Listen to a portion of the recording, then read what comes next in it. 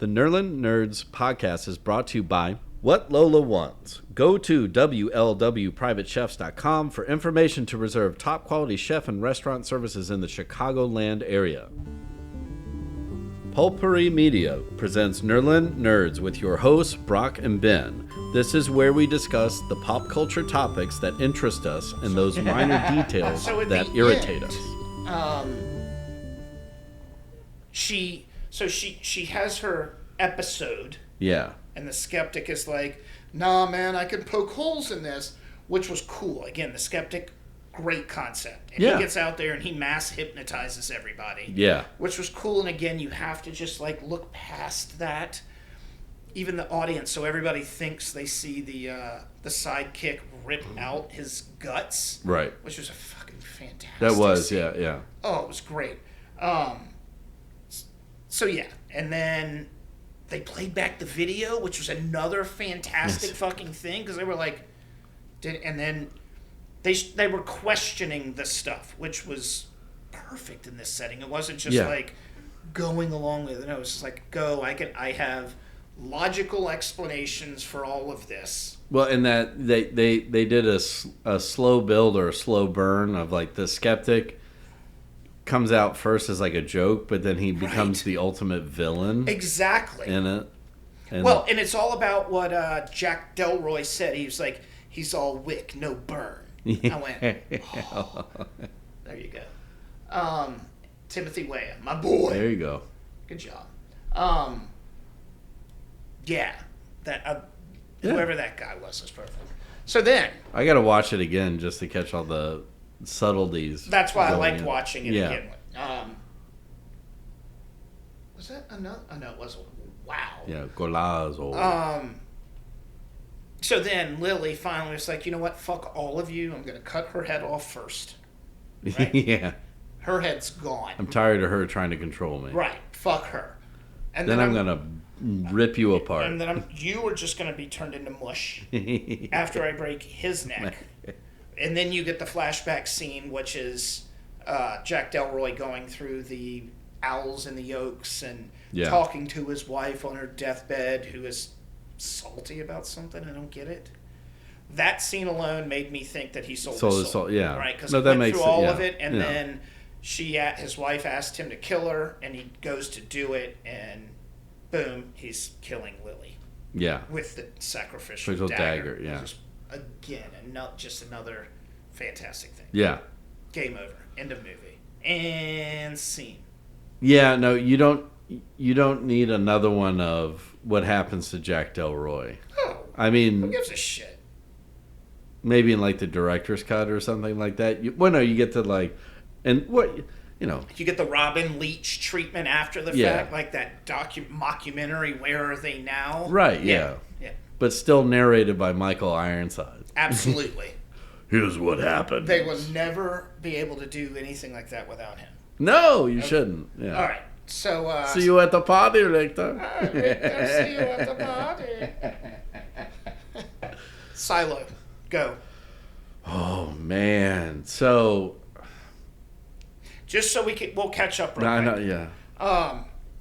First season, someone dies. They investigate him. What happened?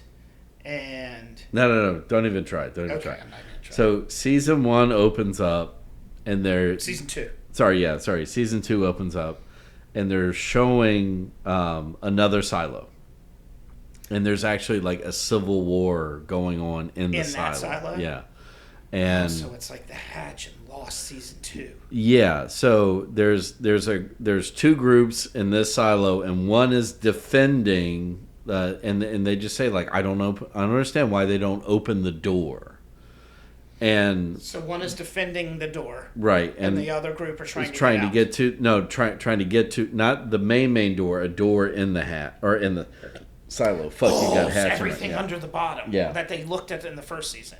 No, not even that. Just like main part of the silo.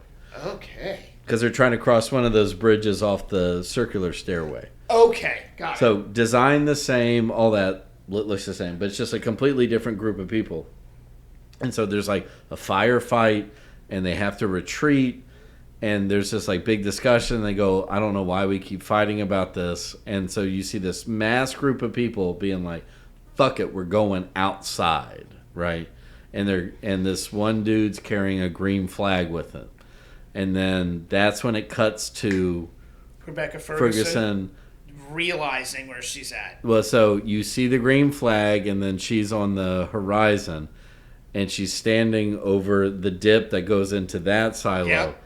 And it's just littered with like rotten, or skeletons and clothes that are starting to fall off. So all those people that ran out are dead. Just died.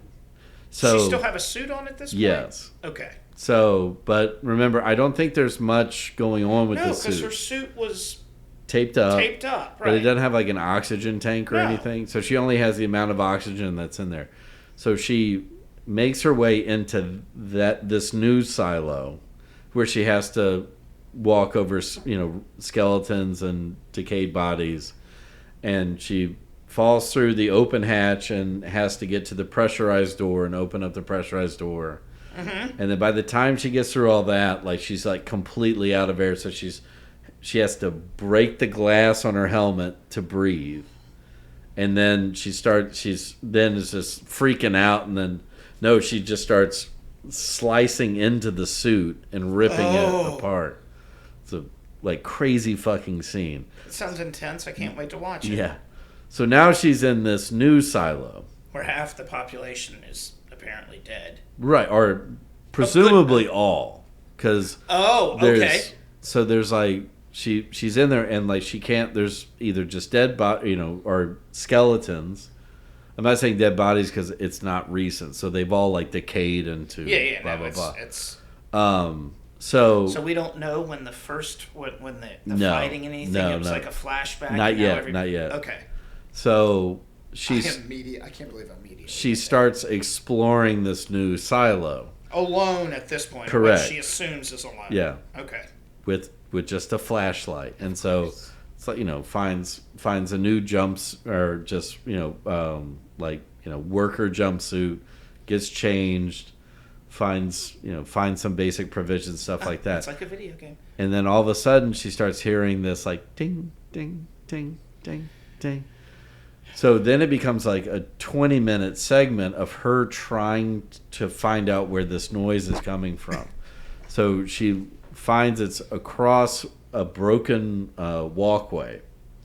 So she has to figure out how to get across the walkway. So then she starts manufacturing what looks like a ladder that she then slack line. I hope you were going to say. No. Well, so first I'm sorry. I take that back.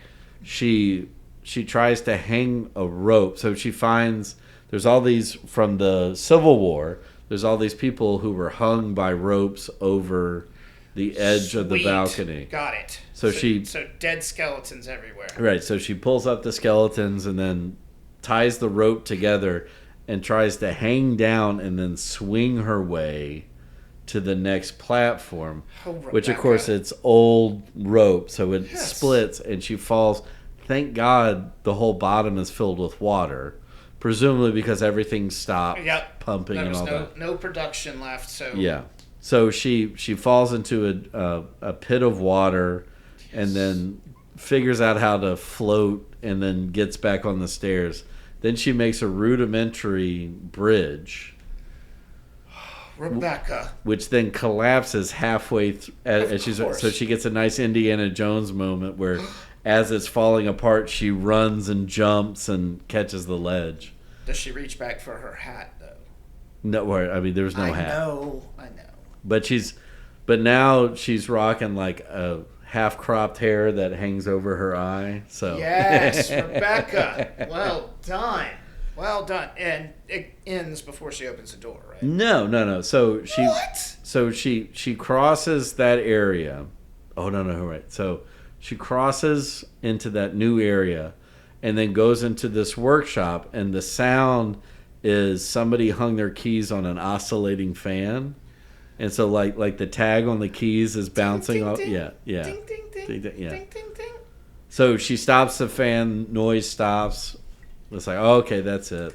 So she manufactures a stronger bridge and does this really cool feat of engineering where she puts like a long steel door on a bunch of barrels and rolls it and shoves it across the gap, and it lands perfectly because she put sandbags on the back to keep it elevated. Yeah. Yeah. No, I mean, it's like one of those single wheel thing that the hipsters ride on. No. Like she put it on like oil barrels, and then as the barrels fall off, that's why she had the sandbags on the back to keep it pitched up. Roll, sling.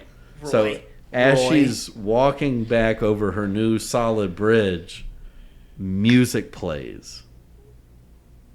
Like out of nowhere. So what kind of music is it? I forget what the song was, but it was like a Broadway show tune. Okay. So she wanders back past the workshop that she was in with the fan following the music, and then she's at this big circular door. And it's got a handle on it, so she taps, she pulls on the handle, the door is locked. And at that point, she's like, well, fuck it. And she starts walking away. And then all of a sudden, an eye opening opens, like in like a bootlegger thing. Speakeasy. That's what I was thinking of. And all the Star Wars have them. And the Batman had one. And a dude starts talking to her from behind the door. He's like, oh, you heard the music. It's one of my favorite songs of all time. And she's like, just like freaked the fuck out. Well, of course. Right? And then the person behind the door goes, so I'm assuming that's why you came back to this door.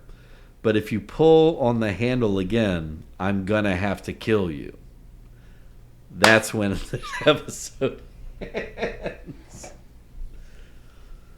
So we didn't even get to see Tim Robbins or Common or any of that. It's just Rebecca's journey at this point. Now, if this goes the way that we think, so episode 2 will be back with at Tim. The other one. Yeah, of course. And they're going to be doing like Lost, like when they end up on the other out. Yeah, like boom, boom, boom, boom, boom. Fucking cocksuckers. That's what I would think it goes. So now, here's all the questions. What would be awesome is that if they did 4 episodes following her. Yeah. Now you got to bounce back and forth. Yeah, and then you go back and do like a 2-episode run of them trying to fix everything back in the original side. So we're not going to get the questions of are there trades set up between these silos? There's having a civil war in one, so again, heretic control is the ultimate religion. Oh yeah. Now, and if I recall correctly from the preview, there was a quick scene where they had like Tim Robbins going like she's been to other silos and now she's back, or something along those lines. I don't know if you remember. I think I remember that. Because I said, "Oh, look, they're gonna cross over." Yeah. So, but it's just like, and then of course like the old sci-fi adage, knowledge is power. Correct. So if she has knowledge of other silos, remember in the first one, like they were suppressing the knowledge. Like that was the whole thing. They were trying to keep people. All they kept saying was the elders, the elders, the elders. No, it was the rebels. Remember, it was like remember there was Freedom Day. Oh yeah. And it was like that's right. The rebels tried to take them over, but because of what do they call it? It's not Codex, but it's whatever their master document is. That's what I'm saying. They controlled it. Yeah. Oh, that's what it was, because history was lost. Right. And then they had the only history they have is from Freedom Day. Correct. Yeah. Forward. Yeah. Huh. Knowledge is power, motherfucker. Yeah. America has I believe LeVar Burton told us that. It's several reasons. Knowledge is power. It's a shame that our country has no knowledge. No, it's because we canceled Reading Rainbow. And the more you know. Yeah. Those got stupid after a while. Oh, come on. The following segment has been brought to you by Whatever Lola Wants. Go to WLWPrivateChefs.com for information to reserve top quality chef and restaurant services in the Chicagoland area. The Nerlin Nerds podcast is a production of Pulpery Media, produced and edited by Ben Grimion, marketing by Brock Ryder, graphic design by Beck Ryder and Ben Grimion, Music by the Heisenberg Compensators.